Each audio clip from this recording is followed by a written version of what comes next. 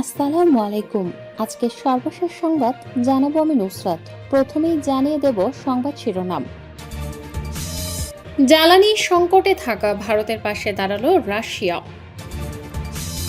তুরস্কে ইরানের হামলার নিন্দা জানালো ন্যাটো।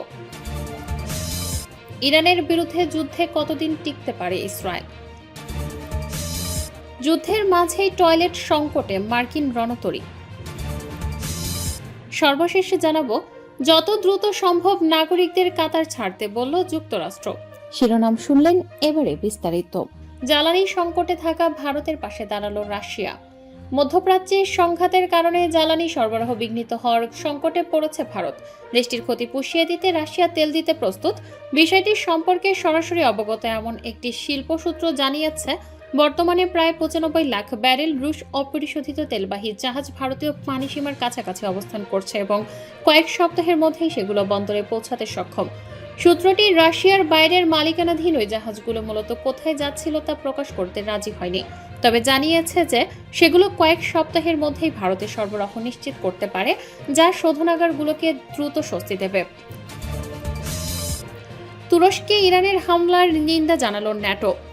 ইরান তুরস্কের দিকে ব্যালিস্টিক ক্ষেপণাস্ত্র ছুড়েছে বলে দাবি করেছে তুরস্ক, যদিও সেটি দেশটির আকাশ সীমায় প্রবেশ করার আগেই ধ্বংস করা হয়েছে বলে আশঙ্কা জানিয়েছে।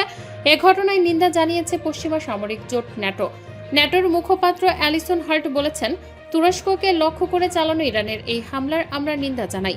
ইরান পুরো অঞ্চল জুড়ে যেভাবে নির্বিচারে হামলা চালিয়ে যাচ্ছে তার বিপরীতে তুরস্ক সহ সব মিলে মিত্র দেশের পাশে ন্যাটো দৃঢ়ভাবে দাঁড়িয়ে আছে।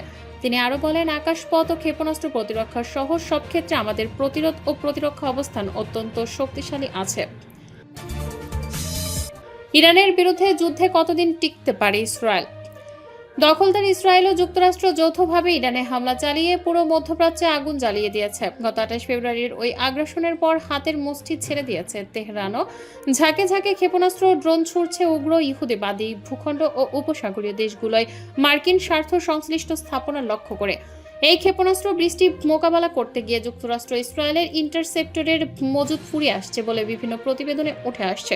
এমত অবস্থায় ইরানের বিরুদ্ধে তেল আবিব কতদিন টিকতে পারবে তা নিয়ে চলছে বিভিন্ন ধরনের বিশ্লেষণ গবেষণা। ইসরায়েল ও যুক্তরাষ্ট্রের নেতারা ইঙ্গিত দিয়েছেন যে ইরানের বিরুদ্ধে এই সংঘাত আরও কয়েক সপ্তাহ চলতে পারে। মার্কিন প্রেসিডেন্ট ডোনাল্ড ট্রাম্পের নেতৃত্বে যুক্তরাষ্ট্র জোর দিয়ে বলেছে যে এটি কোনো সমস্যা হবে না এবং দীর্ঘস্থায়ী লড়াই চালানোর সক্ষমতা তাদের সামরিক বাহিনীর আছে।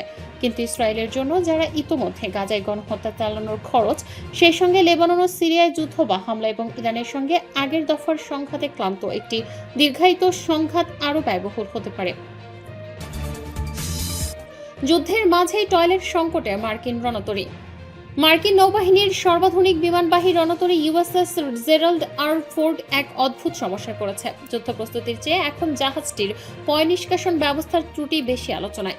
সামাজিক যোগাযোগ মাধ্যমে বিষয়টি নিয়ে ব্যস্ত করে অনেকে একে টয়লেট যুদ্ধ বলে উল্লেখ করেছেন।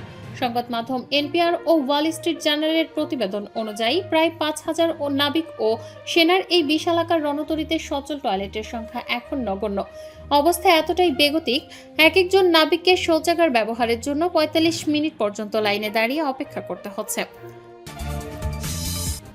যত দ্রুত সম্ভব নাগরিকদের কাতার ছাড়তে বলল যুক্তরাষ্ট্র। দখলদার ইসরায়েল ও যুক্তরাষ্ট্র যৌথভাবে ইরানে হামলা চালিয়ে পুরো মধ্যপ্রাচ্যে আগুন জ্বালিয়ে দিয়েছে।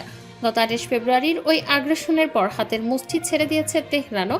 ঝাঁকে ঝাঁকে ক্ষেপণাস্ত্র ড্রোন ছুড়ছে উগ্র ইহুদিবাদী ভূখণ্ড উপসাগরের দেশগুলোয় মার্কিন স্বার্থ সংশ্লিষ্ট স্থাপনা লক্ষ্য করে। এর মধ্যে অন্যতম আক্রান্ত দেশের নাম কাতার। সম্প্রতি কাতারে যুক্তরাষ্ট্রের $1 বিলিয়ন মার্কিন রাডার সিস্টেম ধ্বংস করে দিয়েছে ইরান। এরপর দেশটির প্রতিরক্ষা ব্যবস্থা ভেঙে পড়েছে বলে আশঙ্কা করা হচ্ছে। এমন শঙ্কার মধ্যেই নতুন নির্দেশনা জারি করল ওয়াশিংটন। কাতারে অবস্থিত মার্কিন দূতাবাস আমেরিকানদের জন্য অবিলম্বে দেশ ছাড়ার নির্দেশনা জারি করেছে।